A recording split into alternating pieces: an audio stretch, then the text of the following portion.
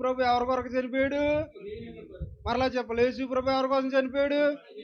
ఇంకోసారి చెప్పండి. యేసు ప్రభు ఎవరి కొరకు చనిపోయాడు? భక్తిహీనుల కొరకు తన యుక్త కాలమందు చనిపోయాడు. తన యవ్వన దశలో ఎవరి కొరకు యేసు ప్రభు చనిపోయాడంటే భక్తిహీనుల కొరకు. ఎందుకు భక్తిహీనుల కొరకంటే వారికి దేవుని పట్ల ఎటువంటి భక్తి లేదు. వాడిని భక్తి పరుని చేయడానికి ఆయన భక్తిహీనుడి కొరకు చనిపోయాడు. అందుకని దేవుడు ఏమన్నాడంటే, ఒరే బాబు భక్తిహీనుడా, నేను నీ యందు జాలి పడడానికి, నిన్ను బహుగా క్షమించడానికి కారణం ఏంటంటే నీ కొరకు ఒకడు చచ్చిపోయాడు. కాబట్టి నీవు నీ మార్గాన్ని మార్చుకుని నా వైపు తిరుగు. నా వైపు తిరిగితే నేను జాలి పడతాను, క్షమిస్తాను. ఎందుకంటే నిన్ను బట్టి కాదు, నీవు నా పట్ల చాలా దారుణంగా ఆలోచించావు. నిన్ను బట్టి కాదు, నీ కొరకు చనిపోయిన యేసుని బట్టి.